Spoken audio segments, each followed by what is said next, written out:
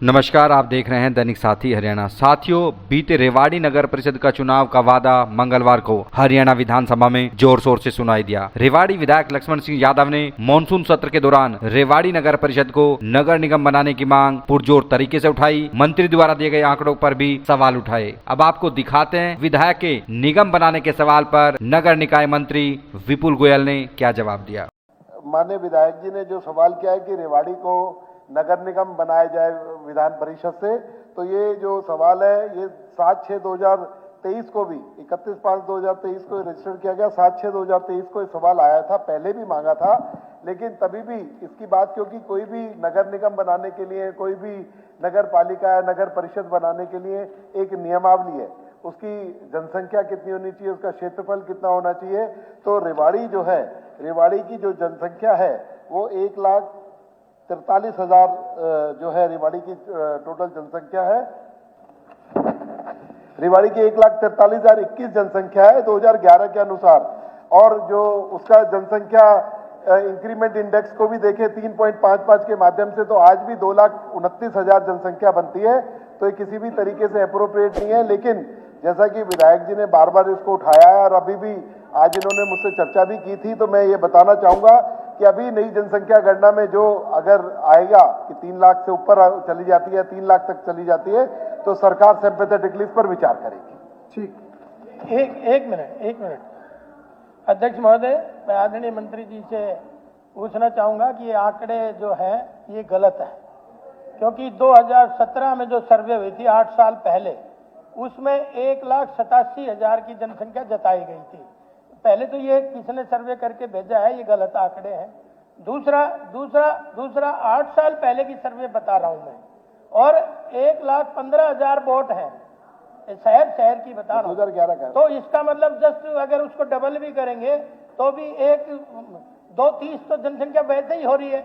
और फिर आपने देखा भी है कि उसके बाद 15 कॉलोनियां बन गई, 15 बिल्डरों ने बड़ी बड़ी कॉलोनियां काटी हैं, उनमें लोग रह रहे हैं, किसी में 3,000 रह रहे हैं, किसी में 2,000 रह रहे हैं, किसी में 5,000 रह रहे हैं। तो मैं ये कहना चाह रहा हूं, जब इतनी कॉलोनियां उसके बाद 8 साल में बढ़ गई, तो अब उनको भी उसमें शामिल किया जाए। और साथ में 2017 का जो सर्वे आया था, उसमें कुछ गांवों ने भी लिख के दिया था जो बिल्कुल ही 200 मीटर पे ही दूर है, उनको भी जोड़ा जाए। तो मैं समझता हूँ अध्यक्ष जी, मैंने बताया ना 1,43,021 जो है 2011 का है, और 3.55 का इंक्रीमेंट सेंसेक्स के हिसाब से वो आज जो बनती है 2,29,000 बनती है। 2017 में जितनी बोल रहे हैं उतनी हो सकती है, हम मानते हैं उसे, लेकिन 2021 का जो सर्वे चल रहा है, इसके बाद जो भी जितने नई कॉलोनीज आ गई हैं सबको उसमें इंक्लूड कर लिया जाएगा। उसके बाद होगा 3 लाख तो जरूर इसको बनाया जाएगा। कोई बात ही नहीं, सरकार ने कहा ना, सरकार सिंपैथेटिकली विचार करेगी। आपने देखा किस तरह से रेवाड़ी विधायक निगम बनाने की बात पुख्ता से रखते हुए दिखाई दे रहे हैं, लेकिन यदि जब मानेसर को निगम बनाया जा सकता है तो रेवाड़ी के साथ नियमों के नाम पर भेदभाव क्यों सवाल करते तो और बेहतर हो सकता था। एक तरह से जनगणना तक रेवाड़ी निगम बनने की उम्मीद को झटका लगता हुआ दिखाई दे रहा है। वहीं सवाल यह भी है कि भाजपा के घोषणा पत्र में नव चुनाव के दौरान निगम बनाना पहले नंबर पर था, तो ऐसा क्या हुआ कि रेवाड़ी नगर परिषद हाउस में आज तक प्रस्ताव तक पास नहीं हो पाया। वहीं जब विधायक नगर परिषद को निगम बनवाना चाहते हैं तो आखिर रोडे कौन अटका रहा है। इसी को लेकर हमने बात की नगर परिषद के पूर्व चेयरमैन, वार्ड 20 के पार्षद विजय राव, वार्ड 3 के पार्षद कांग्रेस शहरी प्रधान परवीन चौधरी से। चेयरमैन साहब, हरियाणा विधानसभा में आज रेवाड़ी विधायक ने मसला उठाया रेवाड़ी को नगर निगम बनाने को लेकर, तो उसमें मंत्री ने भी जवाब दिया कि जनसंख्या का जो कोरम है वो पूरा नहीं होता। आप भी लगातार जुड़े हो रहे हैं, तो क्या है पूरा मसला और क्या खामियां है कि नहीं बन पा रहा है? नहीं, जनसंख्या तो फिर जनगणना करानी चाहिए, प्राइवेट किसी एजेंसी से जनगणना करा लो, उससे पता लग जाएगा कितनी आबादी है एक्चुअल में। अभी पीछे कराई थी हमने 2017-18 में, जब 1,86,000 के आसपास आबादी आई थी। तो 1,15,000 वोट भी बताई जा रही रेवाड़ी शहर की है, तो किस तरह से पूरी हो? क्योंकि मानेसर एक उदाहरण है कि मानेसर को भी नगर निगम बनाया गया। वोट तो लगभग 1,20 के आसपास है, जो पीछे भी विधानसभा चुनाव हुए थे उसमें रेवाड़ी नगर परिषद क्षेत्र की, शहर की। तो उस हिसाब से आबादी तो 2.5 लाख से ज्यादा वैसे ही हो जाती है। आबादी 3 से कम नहीं होगी अगर एक्चुअल में डोर टू डोर और पूरा एरिया जो हमारा है। कुछ एरिया जैसे जहाँ नई सोसाइटियाँ बनी, उनको शामिल करने पर लगभग 3 लाख से ऊपर आबादी होगी। क्या वजह लगती है कि या अधिकारियों ने अब तथ्य दुरुस्त नहीं दिए, क्या रहा वजह लगता है कि विधानसभा में अब जो जनगणना होनी उस पर डाल दी, जब जनगणना होगी उसके बाद हम इसको बनाएंगे? अब आप ये देखो, ये मैं तो रेवाड़ी का दुर्भाग्य मानूंगा एक तरह से। जैसे आज विधायक जी ने मसला उठाया निगम बनाने का, मंत्री जी कह रहे हैं जी 2011 में इतनी जनसंख्या थी, 2011 से आज 2025 है, 25 की बात करो, तो 11 को लेके जवाब देना तो मेरे समझ में आया नहीं। निगम बनाने की मुहिम को धक्का माना जाए जिस तरह से आज जवाब आया? तो सरकार के ऊपर तो डिपेंड करता है, सरकार चाहेगी तो बना देगी। जब चुनाव था नगर परिषद का, उसमें पहले नंबर पे ये था, तो क्या आप फेल्योर नहीं मानते नगर परिषद का कि आज तक प्रस्ताव पास नहीं कर पाई आज नगर परिषद आज तक? नहीं, प्रस्ताव की हमारे पीछे भी बात हुई थी चेयरमैन पर्सन से, मैडम से, तो उन्होंने यही कहा था कि भाई आगे जब मीटिंग होगी हमारे हाउस की तो उसमें प्रस्ताव भी रखेंगे निगम बनाने का भी, और कुछ एरिया जहाँ कॉलोनियाँ कट गई हैं जो नगर परिषद क्षेत्र साल लगता हुआ है उसको अपने नगर परिषद में शामिल करने का भी। 4.5 साल क्यों गुजर गए? पहले कर देना चाहिए था ना, जब विधानसभा तक मसला पहले हो जाना चाहिए था। ये बार आपके घोषणा पत्र में, जो भाजपा का घोषणा पत्र था, उसमें पहले नंबर पे था ये तो निगम बनाने का।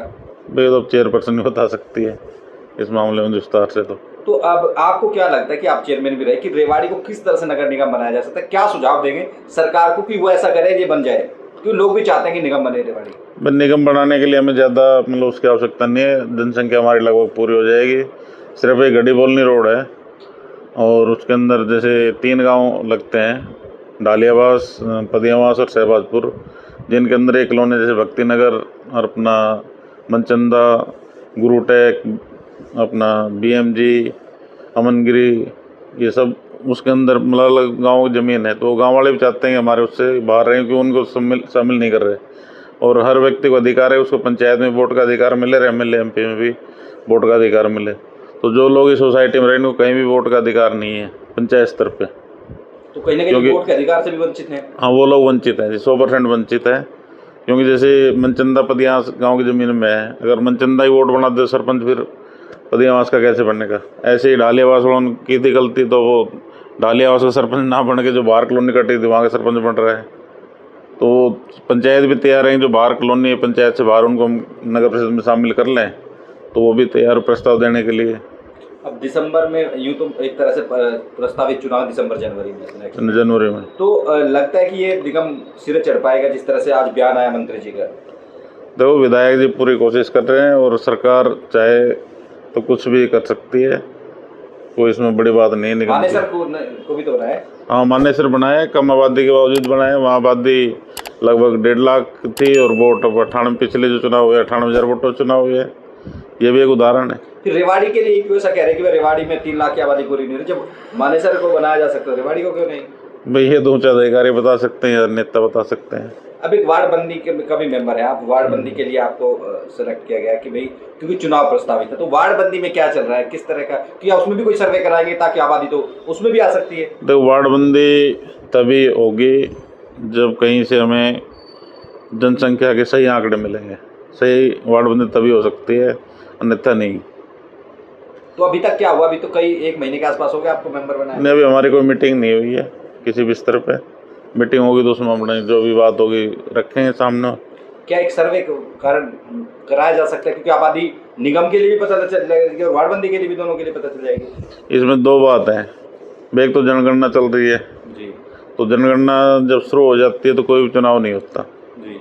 फिर भी अगर सरकार कराती है तो किसी भी एजेंसी को टेंडर दे और वो डोर टू डोर जाके सर्वे करे, उसके बाद जनगणना की जो डाटा आने के बाद उसके बाद ही वार्ड बंदी संभव हो पाएगी।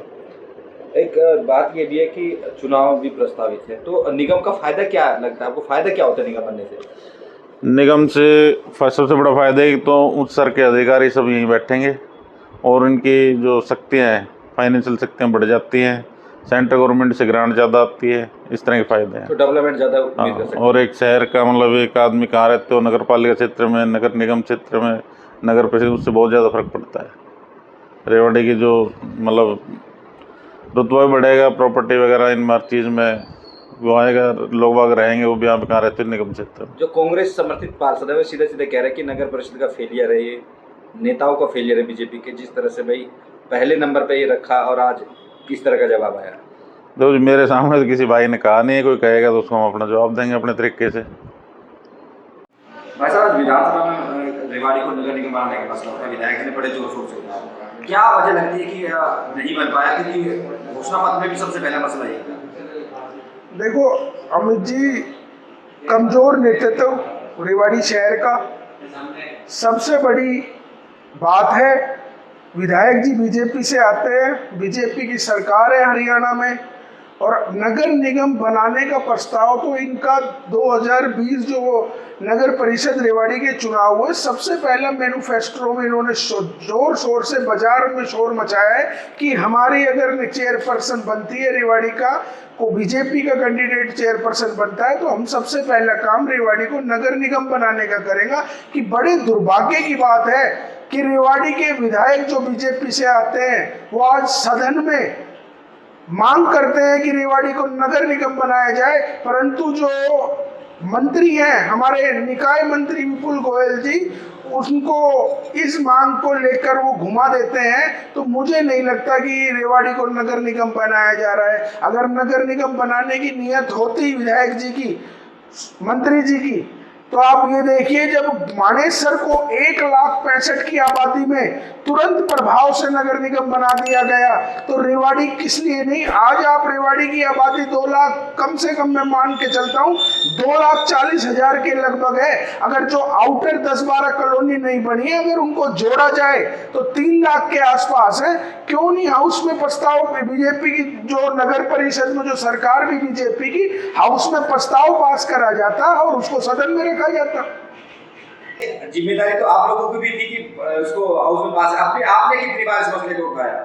नहीं, हमारी बिल्कुल जिम्मेदारी है, पर हम इस बात को किसी भी कोई प्रस्ताव हो हम मांग कर सकते हैं। हमने हर बार हमारे पार्षद भाइयों ने कहा कि नगर निगम बनाइए, आप अपने मैनिफेस्टो जो आपने लाए हो उनको पूरा करिए, परंतु जो सदन में जो एजेंडे लाने हैं वो तो अधिकार नगर परिषद का है, वो अधिकारी और चेयरपर्सन के सहयोग से रखे जाएंगे। भाई कौन से बड़े एजेंडे हैं वो उनके द्वारा रखे जाते हैं। इसमें 2 सवाल है। आज विधायक विधानसभा में उठाने का मैं तो पहले अच्छी कहूंगा, लेकिन आपकी नगर परिषद में प्रस्ताव 4.5 साल बीत गए नगर परिषद का सदन बने हुए, आज तक प्रस्ताव पास हुए, क्या वजह लगती है, क्यों नहीं हुआ? आपने कितनी बार आवाज उठाई, कहीं ना कहीं जवाब दिया आपके लिए? नहीं, हमने तो, आप पीछे की कितनी भी आप वीडियो है मीटिंग देख लीजिए, हमने तो हमेशा सामाजिक मुद्दे, नगर निगम का तो सबसे पहले हमारा मुद्दा था कि रेवाड़ी को नगर निगम बनाया जाए, रेवाड़ी में सफाई कर्मचारियों की भर्ती हो। और आप ये, मैं तो इनमें कसूरवार मानता हूँ जिन बीजेपी के नेताओं ने नगर परिषद में वोट मांगी है और जो जोर शोर से अपने मैनिफेस्टो पे चिल्ला रहे थे कि अगर हमारी चेयरपर्सन नगर परिषद में सरकार आई तो हम इसको सबसे पहले काम नगर निगम बनाएंगे। और आज देख लिए 4.5 साल पूरे हो रहे हैं, कोई रेवाड़ी के लोगों को गोली देने के अलावा इनके पास कोई काम नहीं रह गया।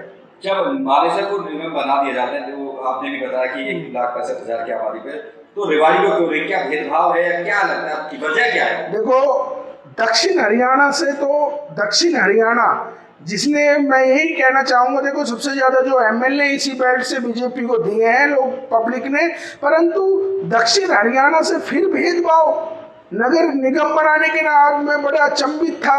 मुझे ऐसा लगा जैसे मंत्री जी ने ऐसा जवाब दिया सदन में कि जैसे रेवाड़ी के विधायक विपक्ष में हो और विपक्ष की मांग उठा रहे हो। उन्होंने तो एकदम इसको नकारने का काम करा है, जिस मांग को आज माना है। अब आप क्या मांग करते हैं? जिस तरह से मसला लग रहा है कि अब ये जनगणना तक इस मुद्दे को छोड़ दिया गया, क्या अब आपका भी सेशन आएगा सदन में जी? क्या वहाँ पे भी ये उठेगा, क्या रहेगा? क्योंकि अब आपके पास एक जिम्मेदारी भी, आप कांग्रेस पार्टी के जिला अध्यक्ष भी हैं, आपकी ज्यादा जिम्मेदारी बनते हैं मुद्दों को उठाना। क्या विपक्ष भी कमजोर रहा पिछले दिनों में, इस वजह से चीजें नहीं हुई? देखो, ये बात मैं नहीं मानता कि विपक्ष कमजोर रहा। हम कांग्रेस पार्टी ने, आपने देखा होगा 11 साल में संगठन नहीं था, परंतु हमने हमेशा नगर परिषदों को मुद्दे पर, रेवाड़ी शहर के मुद्दे को, व्यापारी भाइयों के मुद्दे को, छत्तीस बिरादरी के मुद्दे को जोर शोर से उठाने का काम करा जब संगठन नहीं था। परंतु आज हमें कांग्रेस पार्टी ने एक मजबूत जिम्मेदारी मुझे दी गई है। मैं आपको आपके माध्यम से बताना चाहूंगा कि अब रेवाड़ी के लोगों की आवाज हम बिल्कुल नहीं दबने देंगे। अगर कोई अत्याचार हुआ, चाहे वो सरकार की तरफ से हो, चाहे कैसा भी हो, हम अब भू माफिया को रेवाड़ी में नहीं पनपने देंगे।